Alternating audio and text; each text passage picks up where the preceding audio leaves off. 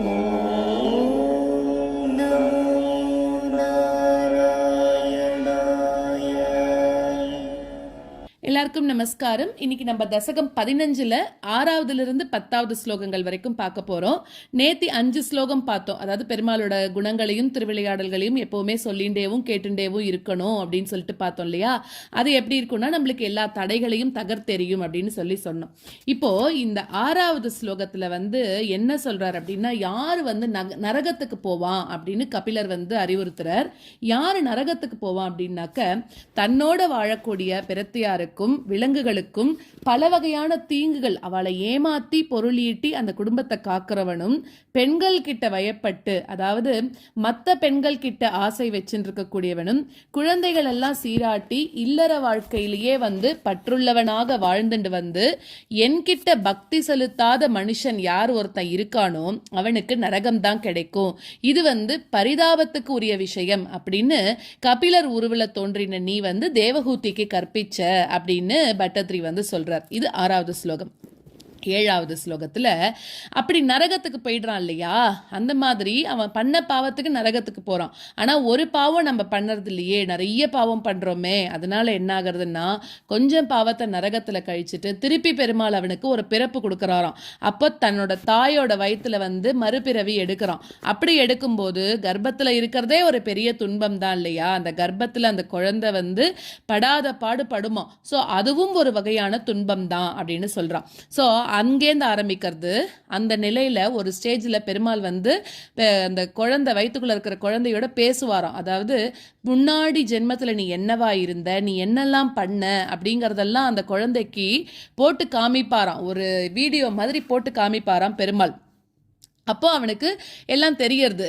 ஆனா வெளியில வந்த உடனே என்ன பண்ணிடுறான்னா, அந்த பிரசவமாகி குழந்தை வெளியில அதை அழ ஆரம்பிக்கிறது இல்ல, அந்த சமயத்துல சடம் அப்படின்னு சொல்லக்கூடிய ஒரு வாயு அது பிடிச்சுன்றதான் அந்த குழந்தைய.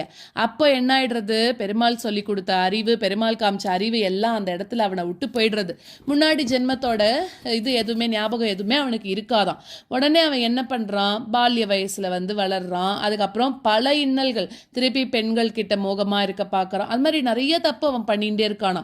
இது பெரிய துன்பமாக இருக்கு அப்படின்னு சொல்லி கபிலர் உருவுல நீ தேவஹூதிக்கு அறிவுரை சொல்ற அப்படின்னு 7வது ஸ்லோகத்துல சொல்றார். அப்புறம் 8வது ஸ்லோகத்துல பால்ய பருவம் முடிஞ்சு கிரகஸ்த தர்மம் அதை கை கொண்டு பித்ருக்களையும் தேவர்களையும் நன்றாக வழிபடுவன். முதல்ல யாருக்கு நரகம் கிடைக்கும்னு சொல்றா இல்லையா, யாருக்கு நல்ல கதி கிடைக்கும் அப்படின்னா, பித்ருக்களையும் தேவர்களையும் யார் ஒருத்தன் நன்றாக வழிபடுறானோ அவனுக்கு இறந்ததுக்கு அப்புறமா தட்சிணாயன வழியில போய் நற்செயல்களோட புண்ணியம் அதெல்லாம் முடிஞ்சதுக்கு அப்புறம் மறுபடியும் நிலத்துல விழறானாம். ஆனா என்கிட்ட அர்ப்பணம் பண்ணப்பட்ட அந்த பற்றற்ற செயலோ அவனுக்கு என்ன கிடைக்கும் அப்படின்னாக்க, உத்தராயண வழிக்கு காரணமாகிறது அப்படின்னு சொல்றா. அதாவது பெருமாள் கிட்டேயே பற்றோட இருக்கிறவன் பெருமாளையே போய் அடையறான் அப்படின்னு சொல்றா. இது கபிலரோட உருவில தோன்றின நீ தேவஹூதிக்கு இதுவும் ஒரு உபதேசம் பண்ண. ஸோ இந்த 8வது ஸ்லோகத்தோட கபிலர் உபதேசம் பண்ணதெல்லாம் முடிஞ்சு போச்சு. 9வது ஸ்லோகத்துல இவ்வளோ தூரம் உபதேசம் வாங்கிண்டா இல்லையா மகன் உருவில அந்த ஆச்சாரியன் கிட்ட, இப்போ என்ன பண்றான்னா, ஒன்னையே கபிலரா ஒன்னையே நினைச்சு தியானம் பண்ண ஆரம்பிக்கிறாளாம் தேவஹூதி. நீ என்ன பண்ற, உன்னோட வந்த வேலை முடிஞ்சிருத்து அப்படின்னு சொல்லிட்டு யோகிகள் கூட்டங்களோட நீ போக வேண்டிய இடத்துக்கு நீ போய் சேர்ந்த. நாளடைவில் கூட பக்தி யோகத்துல ஈடுபட்ட தேவஹூதி நல்ல மனசோட மோட்சத்தையும் அடைஞ்சா. நீ இப்ப என்ன பண்ற சொல்லிட்டு போயிட்ட. ஆனா கபிலர் இப்பவும் வாழ்ந்துட்டு இருக்காராம். எங்க வடகிழக்கு திசையில ஜனங்களோட நலனுக்காகவே வாழ்ந்துட்டு இருக்க, சிரஞ்சீவியா வாழ்ந்துட்டு இருக்காராம் கபில வாசுதேவர் அப்படின்னு சொல்றார். அது 9வது ஸ்லோகம். 10வது ஸ்லோகத்துல குருவாயூருக்கு தலைவனா இருக்கக்கூடிய நீ உன்னை பத்தி நான் ஜாஸ்தியா சொல்றதுனால என்ன பலன் இருக்கு, உன்னோட திருவடி தாமரை மலர்கள்ல செலுத்தப்படக்கூடிய அந்த பக்தி தான் எல்லாரோட பயத்தையும் போக்கக்கூடியதாக இருக்கு, எல்லாரும் கேட்கறதெல்லாம் கொடுக்கறதாகவும் அது இருக்கு அப்படின்னு நீயே சொல்லியிருக்கதானே. அதனால இனிமே நான் சொல்லி என்ன பலன் இருக்க போறது அப்படின்றார். அப்படிப்பட்ட நீ தான் என்னோட நோய்கள் எல்லாம் நீக்கி எனக்கு உன்கிட்ட பக்தியே வரணும்னு நீதான் அதையும் உண்டு பண்ணி கொடுக்கணும் அப்படின்னு பட்டத்ரி 10வது ஸ்லோகத்துல பிரார்த்திச்சுட்டு இந்த தசகத்தை பூர்த்தி பண்றார். நம்ம ஸ்லோகங்களையும் கத்துக்கலாம்.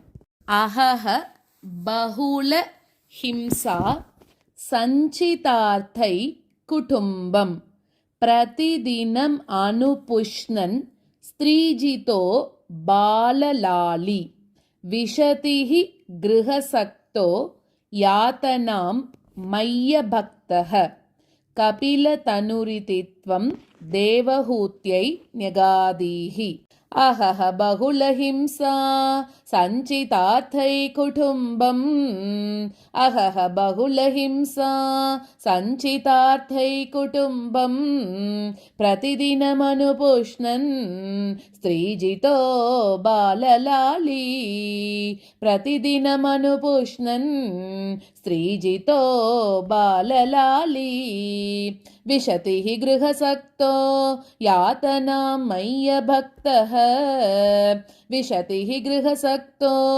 यातनां मय्यभक्तः कपिलतनुरिति त्वं देवहूत्यै न्यगादीः कपिलतनुरिति त्वं देवहूत्यै न्यगादीः अहह बहुलहिंसा सञ्चितार्थै कुटुम्बम् प्रतिदिनमनुपुष्णन् स्त्रीजितो बाललाली विशतिः गृहसक्तो यातनां मय्यभक्तः कपिलतनुरिति त्वं देवहूत्यै न्यगादीः अहह बहुलहिंसा सञ्चितार्थै कुटुम्बम् प्रतिदिनमनुपुष्णन् स्त्रीजितो बाललाली विशतिः गृहसक्तो यातनां मय्यभक्तः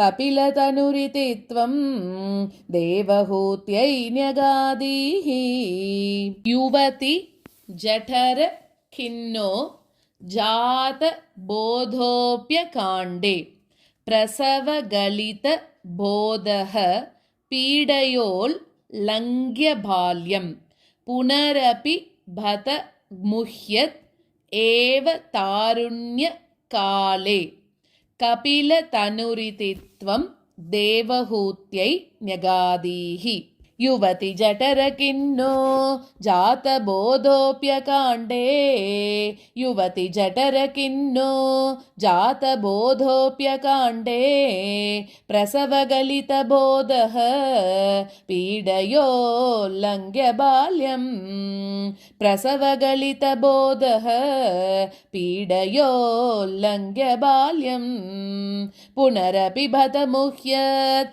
एव तारुण्यकाले पुनरपि भत मुह्यत् एव तारुण्यकाले कपिलतनुरिति त्वं देवहूत्यै न्यगादीः कपिलतनुरिति त्वं देवहूत्यै न्यगादीः युवति जठरखिन्नो जातबोधोऽप्यकाण्डे प्रसवगलितबोधः पीडयोल्लङ्घ्य बाल्यं पुनरपि बत मुह्यत् एव तारुण्यकाले कपिलतनुरिति त्वं देवहूत्यै न्यगादीः युवति जठरखिन्नो जातबोधोऽप्यकाण्डे प्रसवगलितबोधः पीडयोल्लङ्घ्य बाल्यं पुनरपि बत मुह्यत्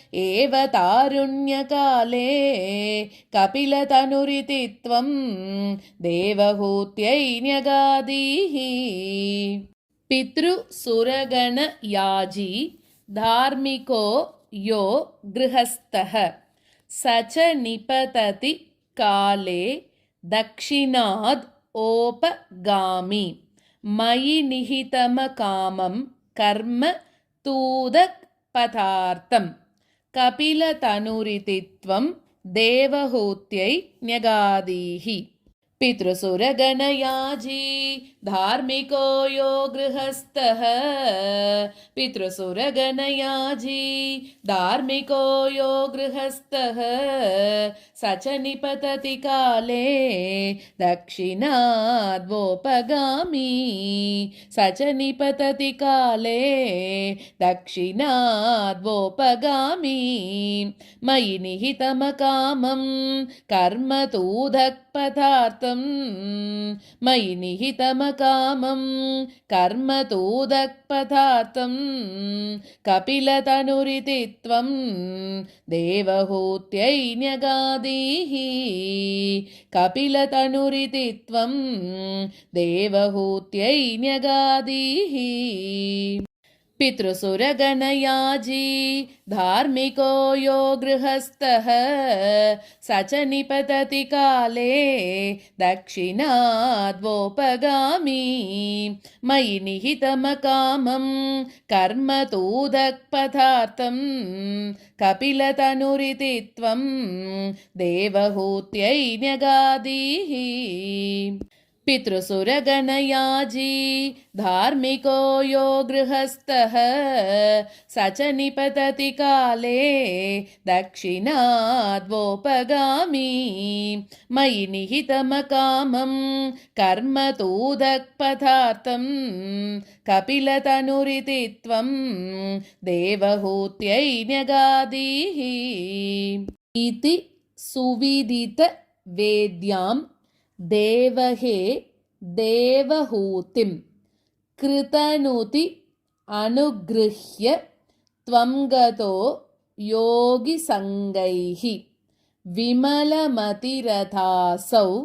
भक्तियोगेन मुक्ता त्वमपि जनहितार्थं वर्तसे प्रागुदीच्याम् इति सुविदितवेद्यां देवहे देवहूतिम् इति सुविदितवेद्यां देवहे देवहूतिं कृतनुतिमनुगृह्य त्वं गतो योगिसङ्गैः कृतनुतिमनुगृह्य त्वं गतो योगिसङ्गैः विमलमतिरतासौ भक्तियोगेन मुक्ता विमलमतिरतासौ भक्तियोगेन मुक्ता त्वमपि जनहितार्थं वर्तसे प्रागुदीच्यां त्वमपि जनहितार्थं वर्तसे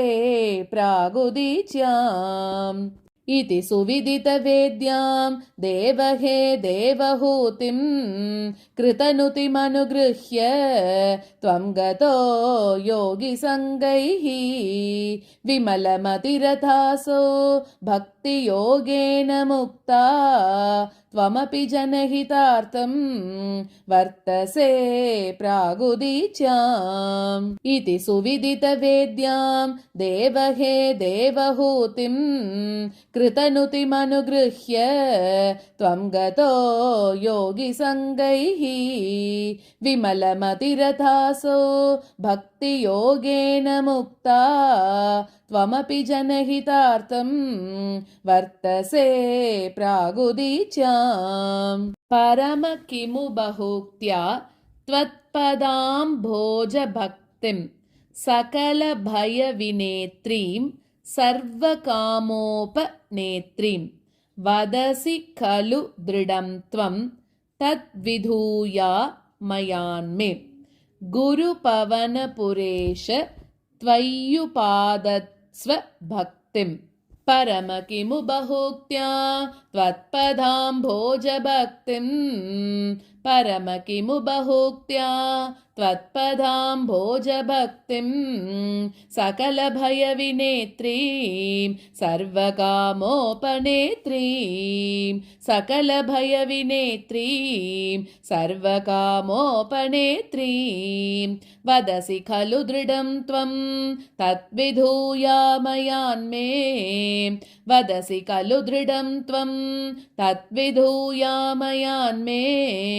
गुरुपवनपुरेश त्वय्युपादत्स्वभक्तिं गुरुपवनपुरेश त्वय्युपादत्स्वभक्तिं परमकिमु बहुक्त्या त्वत्पदाम्बोजभक्तिं सकलभयविनेत्रीं सर्वकामोपनेत्रीं वदसि खलु दृढं त्वं तद्विधूयामयान्मे गुरुपवनपुरेश त्वय्युपादत्स्वभक्तिं परमकिमु बहुक्त्या त्वत्पदाम्बोजभक्तिं सकलभयविनेत्रीं सर्वकामोपनेत्रीं वदसि खलु दृढं त्वं तद्विधूयामयान्मे गुरुपवनपुरेश त्वय्युपादत्स्वभक्तिं नारायण अखिल गुरो भगवन्नमस्ते सर्वत्र गोविन्दनाम संकीर्तनं गोविन्द गोविन्द